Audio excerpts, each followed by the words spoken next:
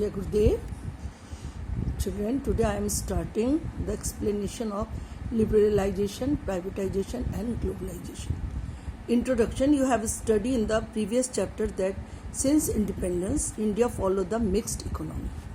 By combining the advantage of capitalist economic system and socialist system, माने capitalist और socialist दोनों के system को हम लोग लेकर एक मिक्स्ड इकोनॉमी में आगे बढ़ रहे थे. बट सम स्कॉलर्स, कुछ वैज्ञानिकों का या स्कॉलर्स का argue that this policy resulted in hampering the process of growth and development. ये हमारे ग्रोथ और डेवलपमेंट को हैम्पर कर रहा है, नुकसान पहुंचा रहा है.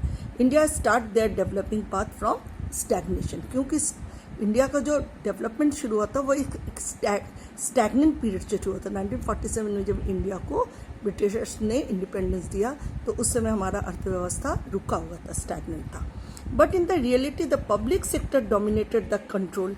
उस समय पब्लिक सेक्टर का ज़्यादा बोलबाला था, सरकारी ऑफिसर्स के and regulation of our economy and therefore private sector was ignored.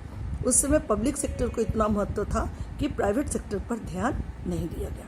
There was huge investment in the public sector and very low investment in the private. Private sector पर कम investment और in public sector पे ज़्यादा investment. Public sector dominated about 4 दशक तक public sector का ही वर्चस्व था.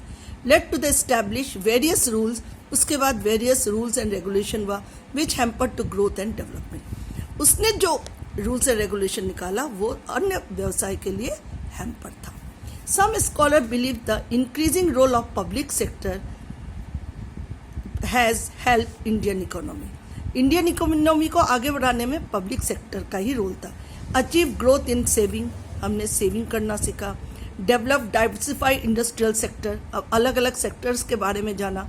अचीव फूड सिक्योरिटी, और हम देश में जब अकाल आया था उसके बाद हम फूड सिक्योरिटी पर भी जोर दिए through system expansion of agriculture output. Agriculture के आउटपुट के माध्यम से हमने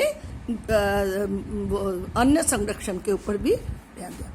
अच्छा, इकोनॉमिक रिफॉर्म, अर्थव्यवस्था में रिफॉर्म्स की क्यों जरूरत था?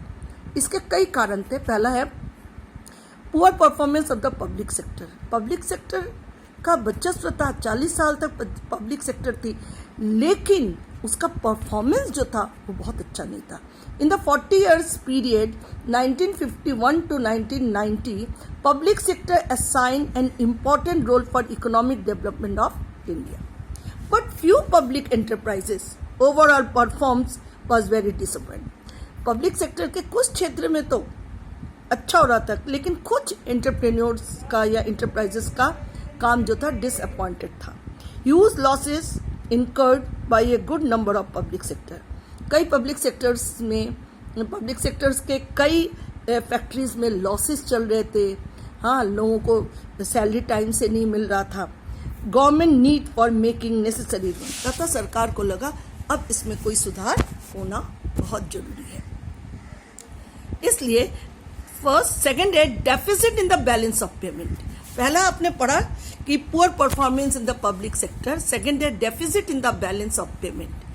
Deficit balance of payment arise when foreign payment for import exceed from export. माने हमारा इंपोर्ट ज़्यादा हो रहा था और एक्सपोर्ट कम हो रहा था, तो ये हमारा जो बैलेंस ऑफ पेमेंट था ये डिसबैलेंस हो रहा था. Even after imposing heavy tariff, हमने इतना इंपोर्ट एक्सपोर्ट पे इतना टैक्सेस लगा दिया, कोटा फिक्स्ड कर दिया, फिर भी इंपोर्ट हमारा बढ़ता जा रहा था. Other hand there was slow growth of export. जिस रफ्तार से इंपोर्ट हो रहा था उस रफ्तार से एक्सपोर्ट नहीं हो रहा था, due to the low quality and high price of Indian goods. क्योंकि भारत के जो बने हुए वस्तु थे उनके मूल्य तो बहुत ज़्यादा था, लेकिन उनकी क्वालिटी इतनी अच्छी नहीं थी, इसलिए इंटरनेशनल मार्केट में उसका डिमांड नहीं हो रहा था. थर्ड है inflationary pressure. Inflationary you know very well कि जहाँ पे मार्केट में मुद्रा का चलन ज़्यादा हो जाता है, डिमांड ज़्यादा बढ़ जाता है, उस हिसाब से पूर्ति नहीं होती है. There was the consistent rise in the general price level in the economy due to increase in money supply and shortage of essential goods के shortage थे. फोर्थ है fall in foreign exchange reserve. क्योंकि import ज़्यादा हो रहा था, export कम, इसलिए हमारे पास फॉरेन रिजर्व भी कम हो रहा था. In 1991 foreign exchange reserve fell to the lowest level and it led to the foreign exchange crisis in the country. भारत में फॉरेन एक्सचेंज की क्राइसिस हो गया था. Foreign exchange reserve decline to the level through no